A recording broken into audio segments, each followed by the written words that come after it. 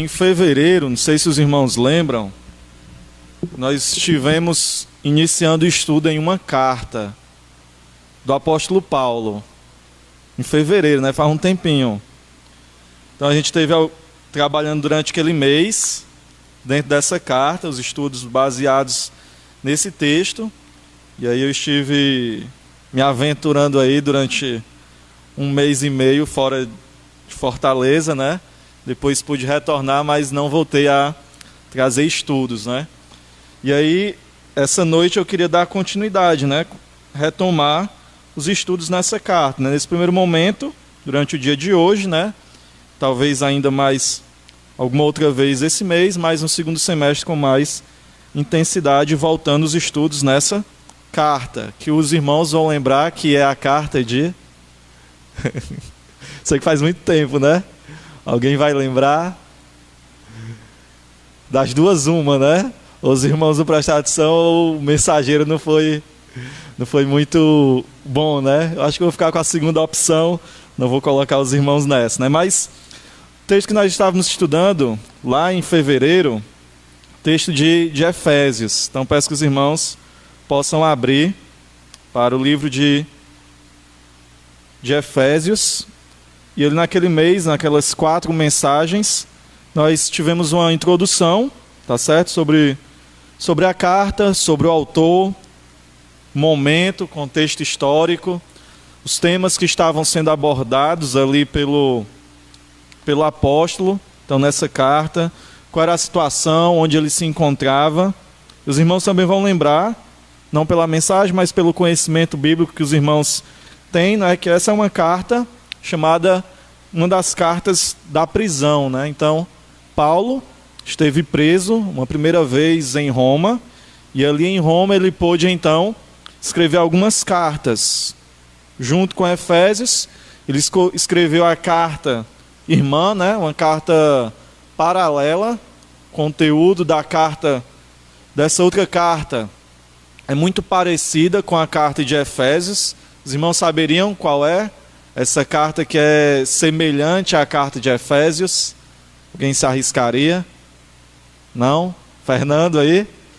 Carta de Colossenses, né? Então, da prisão ele vai escrever, né? Efésios, Filipenses, Colossenses e Filemon, tá certo? Obrigado aí, Glauberto. Então ele escreve essa carta junto com essas outras cartas. E aí uma das lições que a gente sempre aprende com Paulo é que ele estava preso, né? E aí da prisão ele escreve a carta da alegria, que é... Qual é a carta da alegria? Já foi até exposta aqui na igreja, né? Filipenses, isso, né? E aí a gente percebe como Paulo é um servo dedicado, né? Como a mente dele, a visão dele de mundo, de ministério, de vida, é totalmente diferente muitas vezes da nossa. Ele está preso, abandonado, pobre, passando por dificuldades, mas aquilo não é a coisa mais importante a respeito dele. Aquilo não é o que o angustia mais ou o que chama mais a atenção dele. Ele tem como foco maior o reino. É como se a missão, de fato era, ocupasse uma posição, tivesse mais importância do que a própria vida do apóstolo. Então, mais importante do que a condição dele, onde ele estava, se ele estava bem ou não, mais importante do que qualquer outra coisa é a missão, né? O reino. É que o evangelho continue avançando, é que o evangelho se expanda, que as pessoas continuem ouvindo a mensagem do evangelho. Então, mesmo preso, por exemplo, lá em Filipenses ele vai dizer que quem manda saudações à igreja de Filipos são os da casa de César, né? E aí o que a gente pressupõe, né? Que ele estava pregando para as pessoas que estavam ali o guardando, né? As pessoas que, os soldados que estavam com ele naquela prisão. Então ele tinha condições de escrever. A gente precisa lembrar que essa é a primeira prisão, a prisão domiciliar. Então ele está numa casa, mesmo assim, está preso, né? E aí uma das orientações da carta de Efésios é como se nesse momento, se os irmãos lembrarem o ministério de Paulo, ele passou 3 anos pregando em Éfeso, né? E aí de Éfeso, daquele ministério, é dito que, lá em Atos, é dito que toda a Europa, ou melhor, toda a região da Ásia, né, da Ásia Menor, onde a igreja de cidade de Éfeso se localizava, teve a oportunidade de ouvir a mensagem do Evangelho. Uma outra carta que nós tivemos a oportunidade de estudar foi a carta de Colossenses, da igreja de carta enviada para a cidade de Colossos, né? Ela é fundada desse ministério de Paulo em Éfeso. Naqueles 3 anos, muitas pessoas, cidade de Éfeso era uma cidade cosmopolita, né? Muito grande, e também um grande polo, né? Muitas pessoas vinham da região para aquela cidade. E aí daquele ministério, muitas pessoas ouviram, quando elas voltam para as suas cidades, elas começam também a pregar a mensagem do Evangelho. Então Paulo tem influência também indireta na fundação dessas outras igrejas. Então, um dos pontos que foi levantado, abordado, tratado nesse estudo introdutório até aqui, é que é como se a carta de Éfeso fosse um aprofundamento. Um dos comentaristas vai usar a seguinte figura: é como se fosse uma avalanche descendo uma montanha. E à medida que essa avalanche vai descendo, né, vai agregando, né, vai juntando mais neve, né? Ele está querendo dizer o seguinte: é como se, à medida que Paulo vai escrevendo, ele vai acrescentando, né? Ele vai trazendo mais informação, ele vai aprofundando aquilo que ele já tinha começado. E aí, por algumas vezes, nós tivemos até o momento, né, até o versículo 10, que foi onde a gente já estudou, nós tivemos que ver algumas doutrinas que são um tanto complicadas, em um certo sentido. Muitas vezes elas são, até um certo ponto, incompreensíveis realmente, tá certo? Muitas vezes elas fogem à nossa compreensão. Por exemplo, a doutrina da Trindade. Nesse trecho, a gente vê muito a participação, né, a ação de um Deus trino, do Deus trino. Então você tem a ação de Deus Pai, a ação do Deus Filho, e você tem agora também, no texto que a gente vai ler, no trecho que a gente vai ler, a ação do Deus Espírito. A Trindade, a doutrina da Trindade, é uma doutrina que foge muito à nossa compreensão. É difícil a gente compreender total e completamente, né? É impossível na realidade, né? Isso até um ponto que é favorável à ideia, à apologia, né? A defesa de que Deus não é um Deus criado. Porque se ele fosse um Deus criado pelo ser humano, como muitos filósofos, pensadores dizem, nós poderíamos explicá-lo totalmente. Isso não é verdade, a gente não consegue. E muitas dessas doutrinas também não conseguem ser alcançadas em sua totalidade. Mas Paulo, mesmo assim, sabe que é importante, que é essencial que a igreja continue aprendendo. Então, ao escrever a carta de Efésios, ele queria que aqueles irmãos continuassem se aprofundando. Ele queria que o evangelho, ele queria que a doutrina, que a mensagem alcançasse o maior número de pessoas, mas também a mensagem que já tinha alcançado muitas pessoas fosse melhor compreendida por aquelas pessoas. Que eles entendessem que não era mais uma seita judaica. Não. Era um novo corpo de doutrinas. Era algo que eles precisavam compreender e compreender bem. Quando a gente lembra da carta de Efésios e vê, por exemplo, o contexto da cidade, quando Paulo está na sua viagem missionária, se dirigindo a Jerusalém, na sua última viagem missionária, e aí ele passa por Mileto, né? E lá de Mileto ele manda chamar os bispos, né? Os pastores de Éfeso, né? E ali ele tem um momento de despedida. E aí ele diz que ele sabe que está indo já para o final do seu ministério, ele sabe que vai ser preso, que vai passar por dificuldades que talvez, ele diz, né, nunca mais visse aqueles irmãos. Mas era essencial que eles cuidassem deles mesmos e cuidassem da doutrina. E ele diz também que depois da partida, depois que Paulo saísse de cena, muitos falsos mestres com falsas doutrinas iriam se levantar. E aí era a função tanto da igreja, mas principalmente daquela liderança, daquelas igrejas, estar bem preparada para poder responder, poder combater, poder saber o que era o evangelho e qual era a mensagem do evangelho em sua completude, em sua doutrina. Então, é como se Paulo, estando preso, não tendo mais aquela rotina de viagem, fugas muitas vezes, perseguição, pregação, ensino, uma certa quantidade de atividades que o ocupavam, é como se agora, estando com o tempo, né, em um certo sentido, estando preso ali, ele então pode começar a produzir, né? Pode começar meio que a assentar seu ensinamento. E aí Paulo nos presenteia, né, pelo Espírito Santo, essas grandes pérolas, né? Mesmo Filemon, que é uma carta pequena, como nós já estudamos, tem muito conteúdo, muita informação, muitos ensinamentos. Como nós vimos Filipenses, como nós estudamos Colossenses. Então nós vemos muita beleza, profundidade e vários ensinamentos. Nos aspectos das cartas de Paulo, assim como Romanos, por exemplo, e em Éfeso não vai ser diferente, em Efésios, é que nós temos o Evangelho sendo aplicado. Não é somente uma doutrina, não é somente um conhecimento ideal, imaginário, algo que fica no campo das ideias e que é simplesmente alvo de debates, de reflexões e coisas do tipo.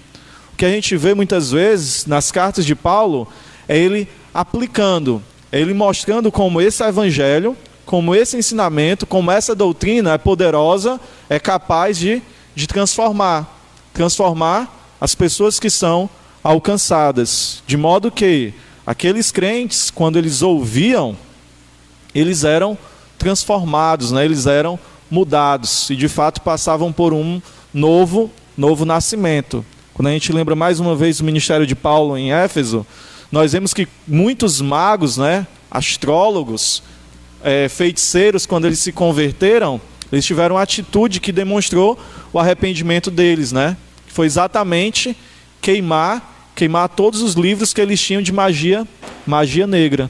Então, percebam como o Evangelho, a mensagem, promove, né? Transforma aquele que ouve, aquele que recebe, aquele que aceita. Então, um dos aspectos também é esse, né? Do apóstolo aplicar e mostrar como esse Evangelho, como essa doutrina, ela é vivida. Que mesmo na mais alta reflexão, nós podemos tirar aplicações extremamente práticas e que elas têm tudo a ver e tudo a dizer com a nossa vida cotidiana e diária, mesmo nos dias de hoje, né? Mesmo no século 21, com todas as dificuldades, os problemas, com todas as especificidades, mas ela tem muito a nos falar, com certeza. Então, nesse primeiro trecho, do verso 3 até o verso 14, que se Deus quiser nós vamos terminar hoje, está faltando só os versos 11 a 14,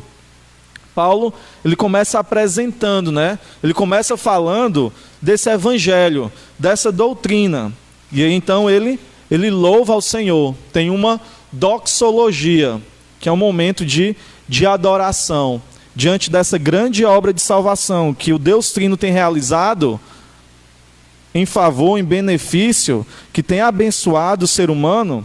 Então ele começa a louvar, né? A falar dessas ricas bênçãos, a falar daquilo que nós temos recebido, do amor do Pai para com seu Filho, Jesus Cristo, e como também nós somos abençoados através do ministério. Então, por exemplo, você vai ter Paulo abençoando, agradecendo a Deus, louvando a Deus, logo no verso 3 e 4, quando ele fala, verso 3 a 5, mais ou menos, quando ele começa a falar dessa eleição, como o Senhor age, como o Senhor predestina, e isso é um ponto que nós vamos retomar hoje também, a predestinação, como por meio dessa eleição acontecida no tempo passado, antes mesmo da criação, como essa eleição ela produz fruto no presente, como aquelas pessoas são alcançadas, e não pelo seu mérito, nada do que acontece, nós vamos ver isso mais uma vez, vem do mérito humano, não vem da vontade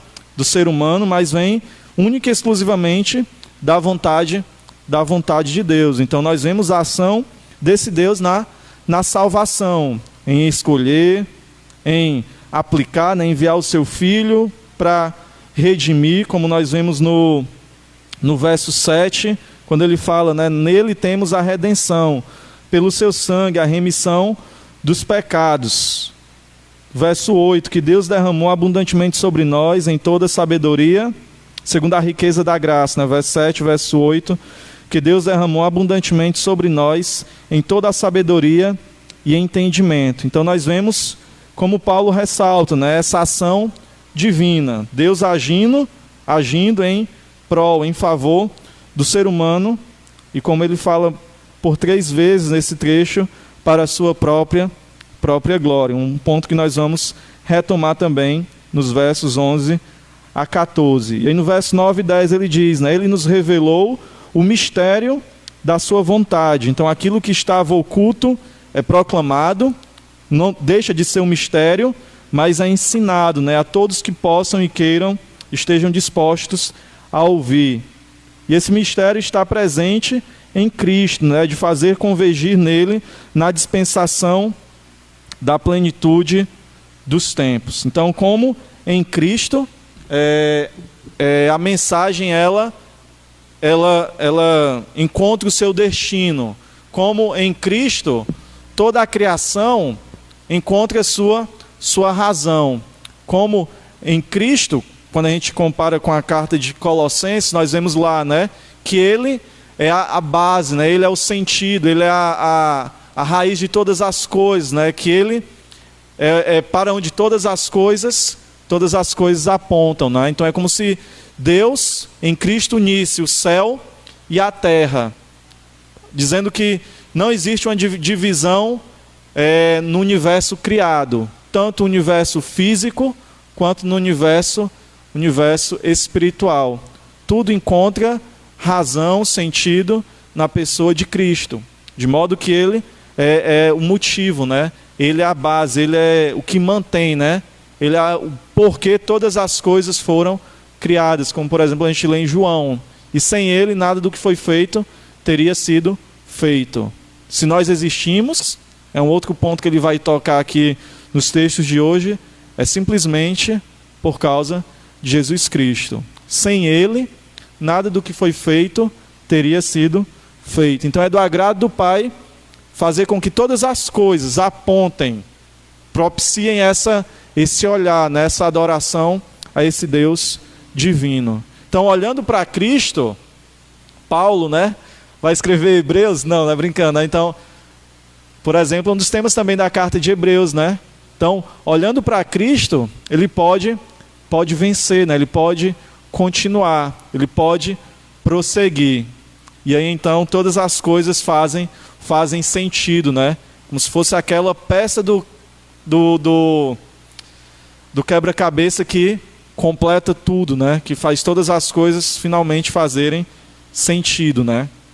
E a gente vai ver isso também. Então convido os irmãos a ler o texto dessa noite, do verso 11 ao 14, que diz assim: em Cristo fomos também feitos herança, predestinados segundo o propósito daquele que faz todas as coisas conforme o conselho da sua vontade, a fim de sermos para louvor da sua glória, nós, os que de antemão esperamos em Cristo. Nele também vocês, depois que ouviram a palavra da verdade, o evangelho da salvação, tendo nele também crido, receberam o selo do Espírito Santo, da promessa. O Espírito é o penhor da nossa herança, até o resgate da sua propriedade em louvor da sua glória. Vamos orar mais uma vez. Senhor Deus, nos ajuda, ó Pai, neste momento em que nos debruçamos, ó Deus, diante da Tua palavra. Nos ajuda, Senhor, a transmitir, a buscarmos compreensão, entendimento, ó Pai, pelo Teu Espírito agindo em nós, através de nós, ó Pai, aplicando em nossas vidas, Senhor, a Tua palavra. Nos conduz, ó Pai, nesta noite, nos abençoa, nos edifica, Senhor. Mas este momento em que abrimos, lemos, expomos a Tua palavra, ó Deus. Nos dá sabedoria em tudo, em nome de Cristo que oramos. Amém, Pai. Então, a adoração a Deus por parte do apóstolo continua nesse trecho. Ele ainda reflete sobre as grandes bênçãos que todos os crentes têm recebido através da obra de Cristo. O seu louvor ao Deus Trino permanece baseado na salvação dada aos seus eleitos. Então ele está refletindo, ele continua pensando, se alegrando. Essa reflexão leva à adoração. Diante de tudo isso, de tamanha realidade, profundidade, sabedoria, graça, misericórdia, diante de tudo que Deus tem feito por nós, então só resta a adoração sincera. Quando nós olhamos para a grande obra de salvação, para a sua beleza, o que ela significa, como nós somos alcançados, como nós somos o objeto de tanta bondade, de tanto amor, a reflexão sincera leva à adoração verdadeira. A reflexão grata e a meditação no grande plano da salvação. Então nós ficamos maravilhados, nós ficamos extasiados, como nós, seres humanos fracos, frágeis, pecadores, pessoas sem grande importância, que não são dignos, mas que são alcançados, e que são levados a um lugar de honra, que recebem importância divina, importância que não está em nós, mas na graça dele, em nos fazer importantes, em nos dar um presente que é totalmente imerecido. Diante disso, nós só temos a agradecer a graça recebida, É até, muitas vezes, redundante, Agradecer a graça recebida. E termos plena consciência do que está sendo apresentado aqui pelo apóstolo. Mas é algo que deve estar sempre na nossa mente. A mensagem do Evangelho, ela não é para o descrente somente, mas é para todo crente, todos os dias da sua vida. Até uma das falas do Paul Washer, muitas vezes, ele diz, não é que você começa no Evangelho, depois passa para as coisas mais importantes, Não, a gente aprendeu o Evangelho, agora eu quero saber dos outros mistérios, Como se tivesse coisa mais importante do que o Evangelho. Não, agora eu quero saber o que vai acontecer do futuro, quero saber de escatologia, quero estudar dispensacionalismo, as alianças, enfim. Essas doutrinas são importantes e têm o seu lugar, mas a gente não começa no Evangelho e passa para elas, Como se o Evangelho fosse só a primeiro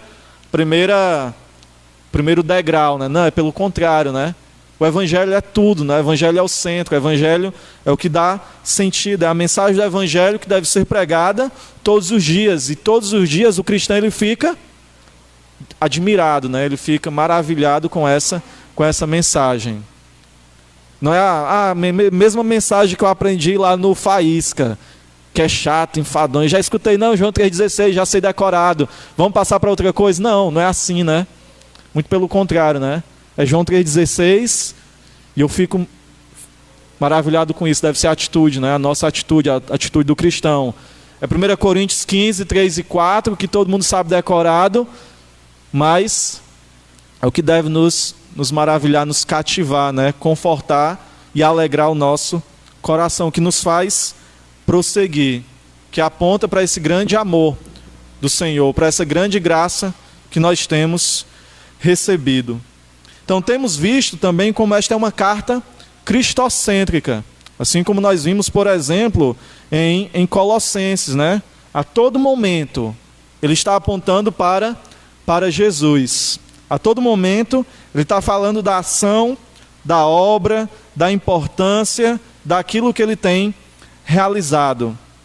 A todo momento somos informados e lembrados que a ação é divina também, que a intenção é soberana. ela não parte de nós, ela não tem início na gente, ela não tem aplicabilidade por nossa própria vontade e ela não tem concretização pela nossa própria força. A todo momento Paulo está mostrando isso. Vocês foram alcançados. No verbo, na voz passiva, né? A ação não é nossa, a ação é divina. E a ação divina em todos os momentos. Nós não podemos pensar que ela começa em Deus, mas ela continua por causa de nós mesmos, né? Alguns teólogos vão até dizer, né, que se a salvação dependesse de nós, para que ela fosse levada até o final, a cabo, né? Se a gente tivesse que perseverar pelas nossas próprias forças, isso não duraria nem um dia sequer. Talvez não durasse um minuto. Nós já teríamos fugido. Nós já teríamos abandonado. Nós já teríamos ido embora. Ela começa em Deus. Ela é aplicada por causa de Deus. Ela é dada continuidade mediante a ação divina. E ela é completa, final, por causa que Deus está agindo. E Ele garante. Quando a gente vê, por exemplo, Romanos 8, a gente vê como ele fala, né? É o Deus que justificou, é o Deus também que preserva e é o Deus que glorificou. Ou seja, ele está falando de ações futuras no passado. A tradução que nós temos revela, os verbos estão no passado, dando a entender que a obra ela é completa, ela vai ser levada até o fim. Em 1 Tessalonicenses, ou 2, não vou lembrar agora a referência exatamente, mas acho que é 1 capítulo 5, né? Que ele diz que fiel é Deus, 5,17, o qual também o fará. Então, mesmo a nossa ação, que a gente pode dizer que é nossa, no final das contas ela é ação divina. É Deus agindo em nós, e completando a obra, e levando até o final. Então, Paulo está lembrando disso a todo momento. É ação iniciada em Deus, é intenção divina e soberana. Ele nos lembra também que sem Ele nada nós somos e nada podemos fazer. Não há uma linha de ação humana para a glória humana. Isso é um ponto que a gente precisa sempre lembrar. É graça do começo ao fim. É Deus agindo do início ao fim. Não existe espaço para a glória humana. Não é a gente agindo pela nossa própria vontade, para a nossa própria glória. Não há esse espaço, né, de ação humana para glória humana. Tudo vem do Senhor. Nós somos receptáculos. Nós somos propriedade. Nós fomos alcançados. Como ele lembra, tudo é nele, em Colossenses também, por ele e para ele. Nada vem de nós, nada é mantido por nós. E tem como último alvo a nós mesmos. Não somos o centro, mas apontamos para o centro, que é Cristo Jesus. Foi do agrado do Pai fazer convergir todas as coisas em seu Filho amado. A salvação aponta para Deus, para Jesus Cristo. Quando Ele derrama o seu sangue, quando Ele redime, quando Ele liberta um povo, quando Ele chama esse povo, quando Ele salva, é para a glória do Senhor. Tudo aponta para Ele. De modo que nós lemos nos versos 11 e 12. Acompanhem comigo. Em Cristo fomos também feitos herança. Então, mais uma vez, né? Ele fala de Cristo, assim como ele vai falar no versículo 13 também. Nele, se referindo a Jesus, assim como ele já tinha falado desde o início desse trecho, né? Por exemplo, no verso 7, nele temos a redenção. Verso 9, ele nos revelou, tá certo? De fazer convergir, verso 10, de fazer convergir nele. Então, todos os versos estão apontando, fazem menção a Cristo. Em Cristo fomos também feitos herança. Então, quando você começa a ler o verso 11, parece que ele está falando de todos que foram alcançados, né? Em um certo sentido, sim, mas no sentido mais propriamente do texto, aquilo que ele está querendo dizer àqueles irmãos, quando ele fala de fomos também feitos herança, tanto ele está se referindo aos judeus, num primeiro momento, mas isso também pode ser aplicado aos gentios, como se já estivesse falando sobre algo que vai ser falado mais à frente, quando ele for falar sobre a doutrina da igreja. Como na igreja há essa união, né, daquilo que era impensado, essa união entre judeus e gentios. Mas quando ele fala aqui, em Cristo fomos também feitos herança, parece que aquilo que ele tem na mente é aquilo que foi realizado no Antigo Testamento. Assim como quando ele falou no verso 7, nele temos a redenção, ele estava lembrando da ação divina em libertar o povo da escravidão dos egípcios, do Egito. Aqui também ele está falando disso, né? Dessa herança que fora prometida àquelas pessoas no Antigo Testamento. Mas agora ele pega aquela ideia do Antigo Testamento, que os gentios conheciam muito bem, a promessa de uma terra prometida, de uma terra que manasse leite e mel, uma terra produtiva.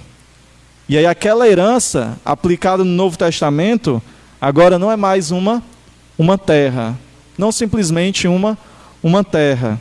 E mesmo essa herança aqui parece ter a ver um duplo sentido, porque é dito o quê? Em Cristo, nós também feitos herança. Como se ele dissesse, né? Nós somos herança, nós pertencemos. Em Cristo também nós somos feitos sua herança. Ou seja, herança do Senhor. Nós somos dados a Ele. Passamos a ser sua propriedade, a quem pertencemos. Somos dele e para ele. Então, Paulo está falando, né? Fazendo uma espécie de contradição, de comparação, enquanto no Antigo Testamento os judeus tinham uma herança, algo prometido. No Novo Testamento, nós que somos a herança desse Deus divino, desse Senhor Jesus. Mas ao mesmo tempo que nós somos herança, ele vai falar no verso 14, né? Nós também temos uma herança. Ao mesmo tempo que nós pertencemos ao Senhor, há algo prometido também a todos nós. Lá em Hebreus ele vai falar do descanso. Então, há um descanso prometido para o seu povo. Há uma terra prometida para a qual todos nós caminhamos, né? Que nos fazem ser peregrinos nessa terra. Mas ele destaca, nós fomos feitos herança. Isso dá mais uma vez por meio da sua predestinação. Mais uma vez, não é? Feitos herança, predestinados segundo o propósito daquele que faz todas as coisas conforme o conselho da sua vontade. Quando a gente lembra da história dos hebreus, que tem início com Abraão, Abraão era um pagão, que habitava entre os pagãos. Não foi ele que buscou a Deus primeiramente. O Senhor o destacou, o Senhor o escolheu, o Senhor fez uma promessa, não é? O trouxe para junto de si toda a sua descendência. A predestinação se dá unicamente pelo conselho da sua própria vontade. Então há uma relação, por exemplo, entre essas palavras, né? Predestinação, propósito, faz e vontade. Conselho e vontade. Então perceba que o centro dessa ação é o próprio Deus. Está sendo revelado aqui que é uma ação, um mover divino. Observe bem, predestinados segundo o propósito daquele que faz todas as coisas conforme o conselho da sua vontade. A predestinação se dá unicamente pelo conselho da sua própria vontade. aqueles que são escolhidos para serem herança do Senhor. É porque assim aprouve a Ele fazer. Não é algo que fica somente no céu, mas é algo que é concreto, que se concretiza, que é realizado por meio da ação divina. Ele que faz, daquele que age, de acordo com a sua própria vontade, de acordo com o seu próprio conselho. Não houve questionamentos a terceiros. Quando ele se dirige a Jó, ele diz, onde você estava quando eu criava?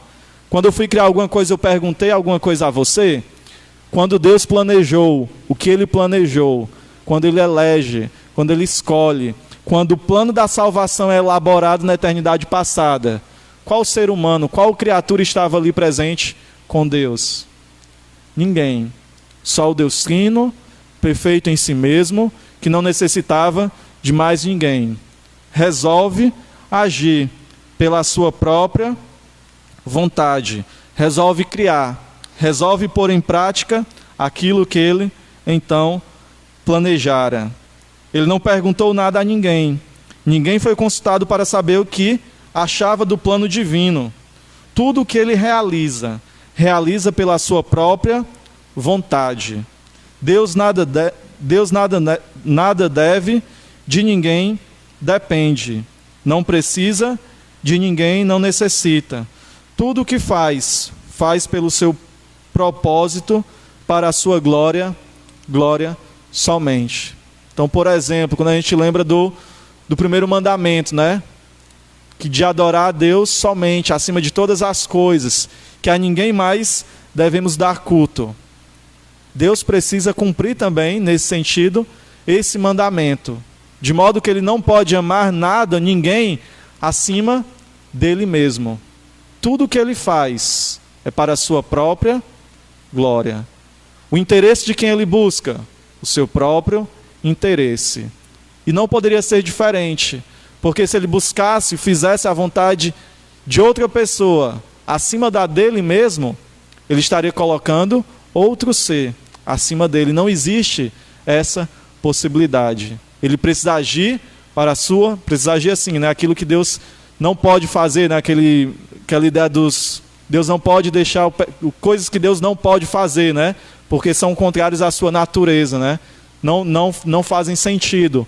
Deus não poderia criar uma pedra que Ele não poderia levantar, porque isso é contra a própria natureza, Deus não poderia deixar o pecado.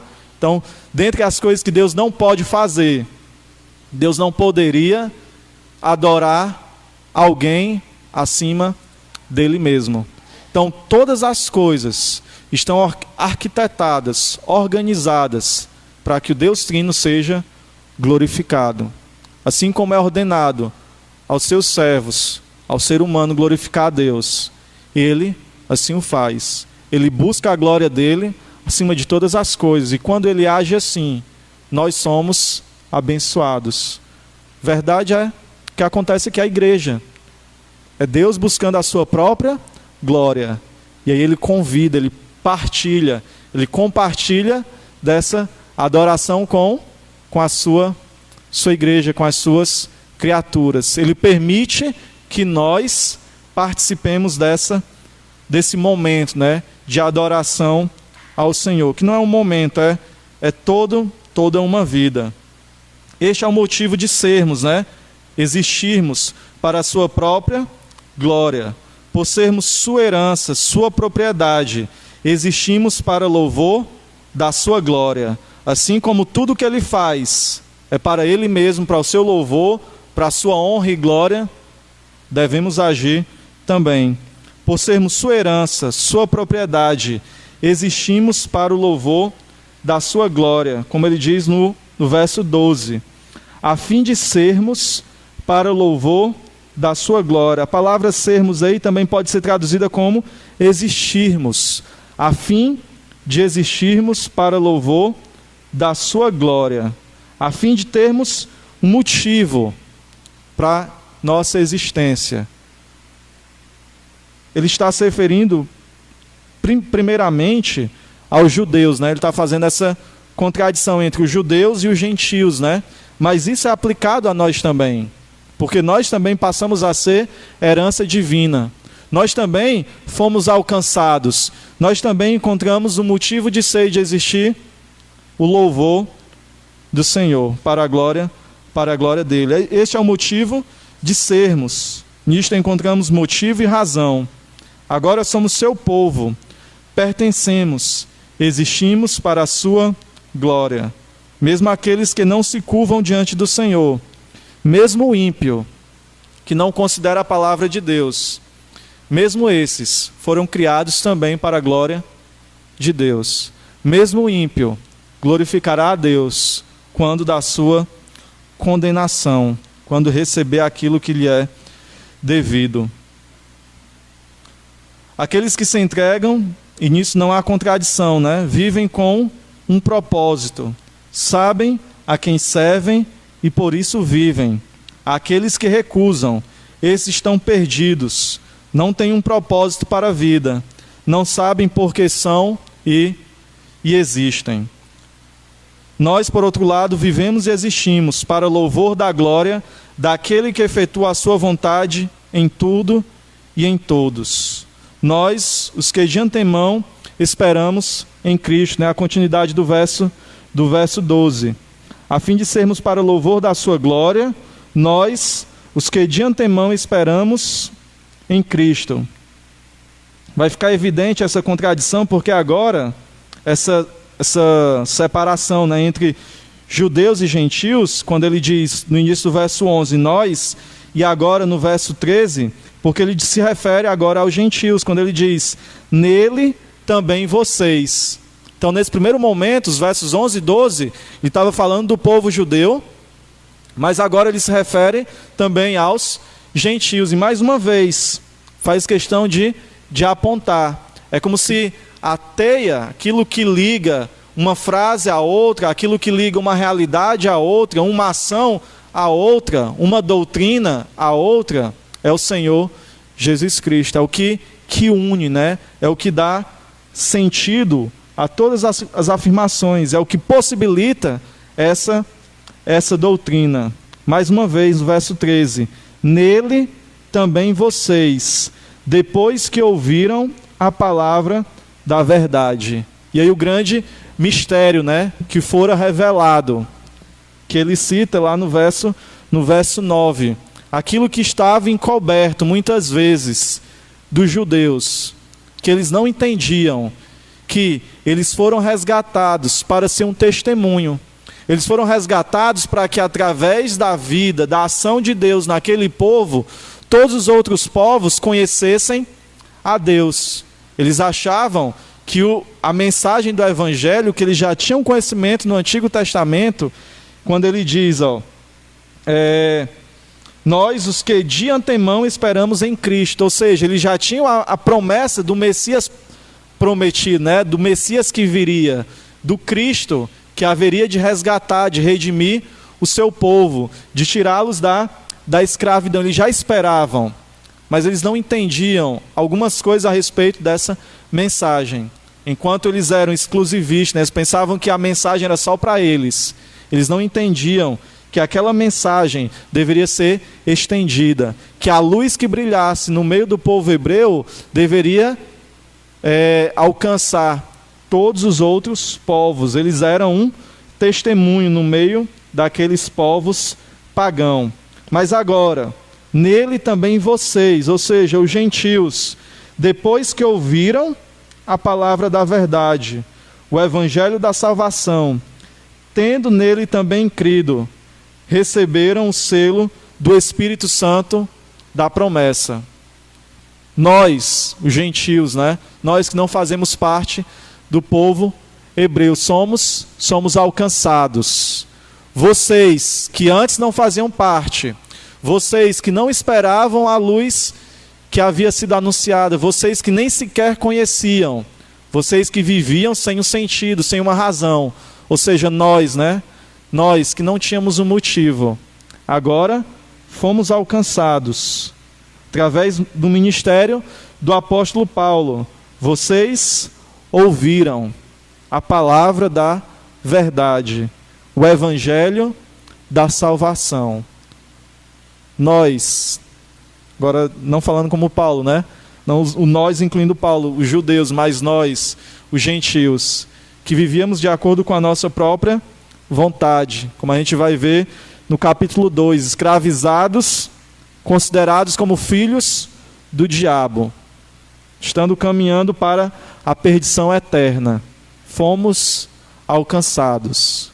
Aquilo que outrora, no passado, fora planejado, aquela eleição, aquela escolha divina, a predestinação, a ação propriamente dita da morte de Cristo, sua ressurreição, a redenção, a pregação do Evangelho, que veio de tão longe, saindo de Israel, indo para aquelas regiões do Oriente Próximo, passando pela Ásia, onde aquela igreja estava, indo pela Europa, sendo pregada aos ingleses, vindo para os Estados Unidos, depois descendo para as Américas Centrais e do Sul. Perceba o caminho, como é algo minucioso, mas nada do que acontece, nada de ação de qualquer pessoa foge do controle divino.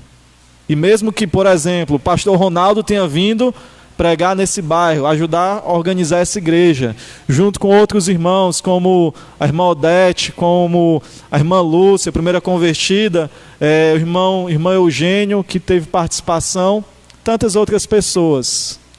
Todas essas pessoas, mesmo agindo, elas estavam sendo orientadas, dirigidas, enviadas pelo próprio Deus. Mesmo que a mensagem tenha chegado a nós através de outros homens, é assim que Deus escolheu que seja, que a mensagem seja pregada através dessas pessoas, dos próprios servos, era o Senhor que estava agindo em cada pessoa, tanto que pregava, como também naquelas que ouviam.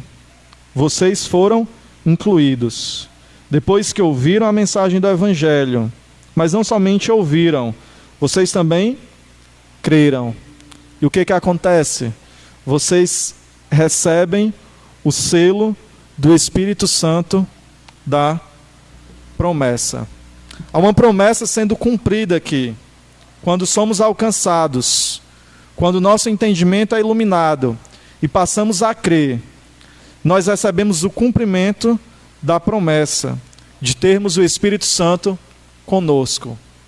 Aquilo, por exemplo, lá em Atos, que quando na pregação de Pedro ele cita Joel, falando da descida do Espírito Santo. Quando o Senhor Jesus disse que enviaria o Consolador.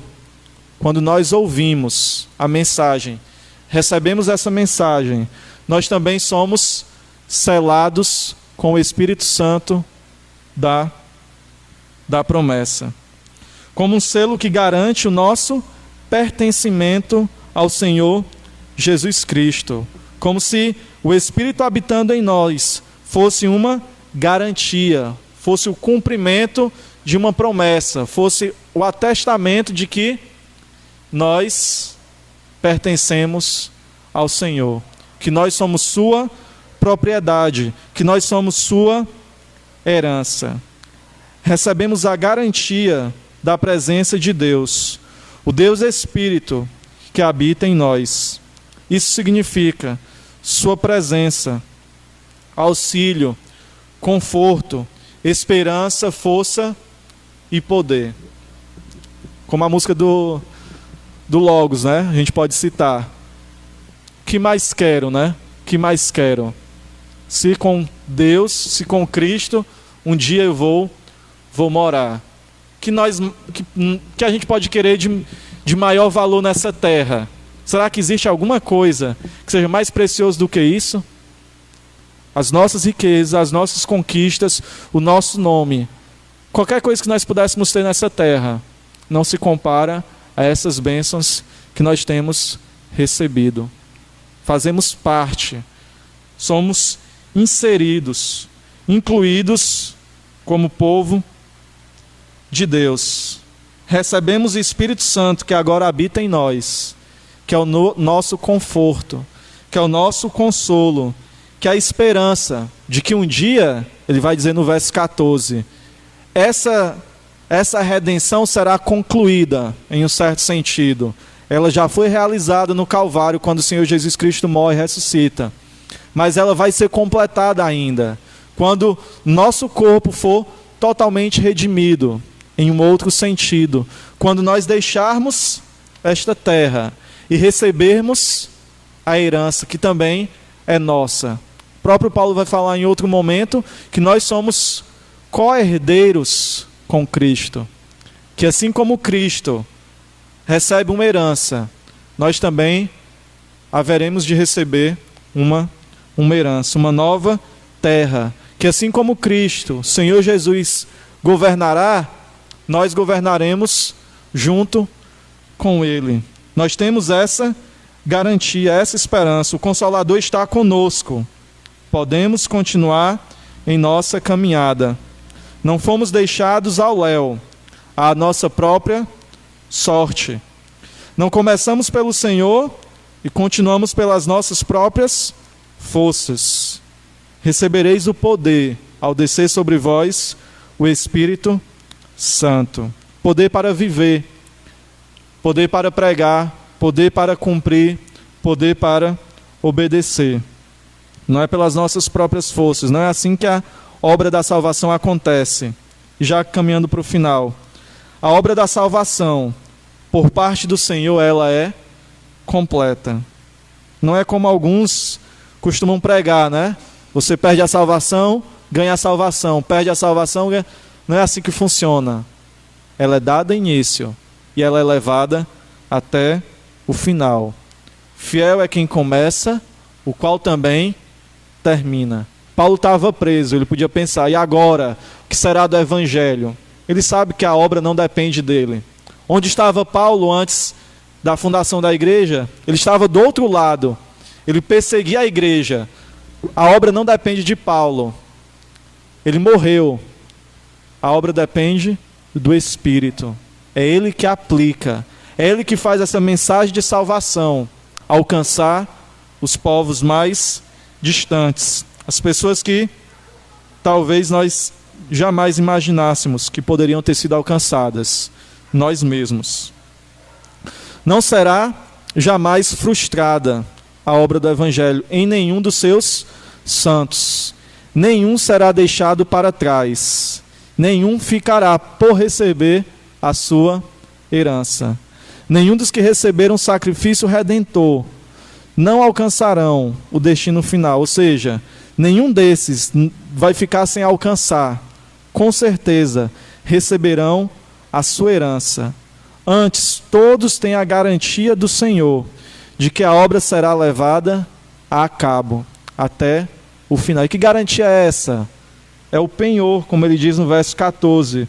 O Espírito Santo é o penhor, é a garantia de que ele voltará para redimir, como ele diz, para resgatar a sua propriedade, que somos nós. Essa é a esperança. Paulo está preso. Isso não tem tanta importância. Nós temos a garantia de que estaremos com o Senhor. O leite está caro. A carne, a gente mal consegue. A gasolina, as dificuldades são imensas. Mas será que isso realmente vai tirar nosso sono?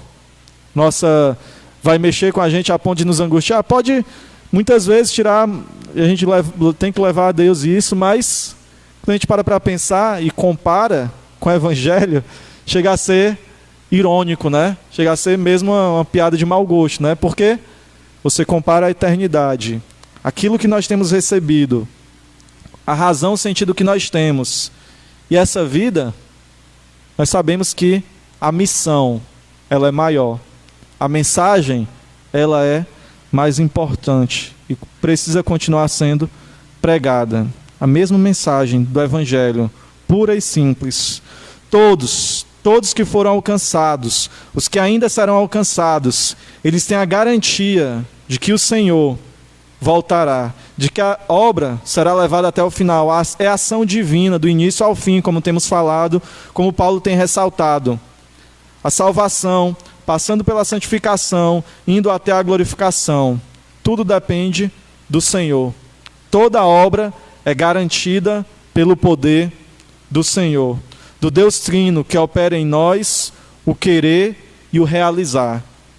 Se um dia nós fomos despertados, foi por causa do Senhor. Se nós perseveramos, mesmo em meio a toda dificuldade, mesmo enfrentando as batalhas que nós enfrentamos, mesmo como igreja, passando por vários problemas, a ação é divina e nada vai fazer com que a obra seja interrompida. Toda obra é garantida pelo poder do Senhor, do Deus Trino que opera em nós, que nos santifica e age em nós para nos tornar cada vez mais à semelhança de Cristo. E um dia nós vamos ser apresentados a Deus, ao Senhor Jesus, glorificados. Além disso, o Espírito é essa garantia de que a herança será recebida por quem de direito, por aquele que comprou para si, mediante seu sangue, um povo exclusivo de propriedade santa. A igreja pertence ao Senhor, é sua herança, Ele voltará. É preciso continuar acreditando. A herança será recebida, de fato, não há dúvidas de que Ele voltará. Estaremos para sempre com Ele. Quando enfim a redenção, a salvação estará completa e terminada. Quando estaremos livres para sempre de qualquer influência maligna e mancha de pecado. Tudo exclusivamente para louvor da sua glória, como ele termina. Em louvor da sua glória. Como ele havia dito também, já 2 vezes anteriormente, no verso 6, para louvor da glória de sua graça. Isso, né? No verso 6, no verso 12, para louvor da sua glória, e agora mais uma vez, sua propriedade, o resgate da sua propriedade em louvor da sua glória. Tudo o que faz é para a sua própria glória. E nisso nós somos abençoados. Na eleição, para louvor da sua glória. Na aplicação, redenção, resgate desse povo, para louvor da sua glória. Quando estaremos finalmente com Ele, para louvor da sua glória. Diante disso, nós só podemos dizer uma coisa: louvado seja Deus por tão grande salvação, porque tudo o que faz, o faz para a sua glória. Que o mesmo Espírito, que é o penhor, que habita em nós, continue nos capacitando a cumprir a sua obra, né? A missão que temos recebido. E Ele continue a obra dele em nós, né? De nos levar até o final e nos apresentar a imagem e semelhança de Cristo, quando finalmente seremos glorificados. Deus seja louvado em toda essa obra de salvação, que é realmente maravilhosa e digna da nossa atenção e constante meditação. Oremos. Senhor Deus, louvado seja o teu nome, ó Pai, porque o Senhor age.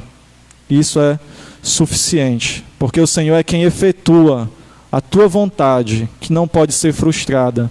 Porque o Senhor tem nos escolhido, não pelo nosso mérito, mas pela tua glória, pela tua vontade, pela tua própria ação, pelo teu próprio desejo e conselho, Pai.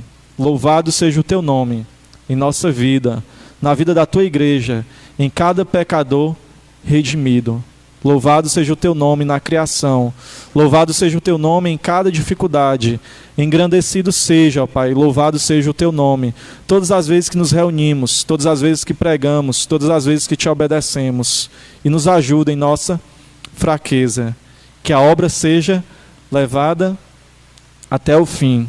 Que o Senhor conforte, através do teu Espírito, cada um dos nossos corações, ó Pai. Seja com a vida da tua igreja, seja com o teu povo. Não deixa que a chama da esperança, que o teu Espírito seja apagado, ó Pai, em nossas vidas, mas sempre fortalecido, sempre ouvido, sempre alimentado, sempre nos conduzindo e nos garantindo, ó Pai, a certeza de que um dia estaremos contigo, unicamente para louvor da tua glória. É em nome de Cristo que nós oramos e agradecemos por tamanha bênção, por tamanho ministério, por tamanha graça, riqueza, mistério que temos recebido. Louvado seja. Amém, Pai.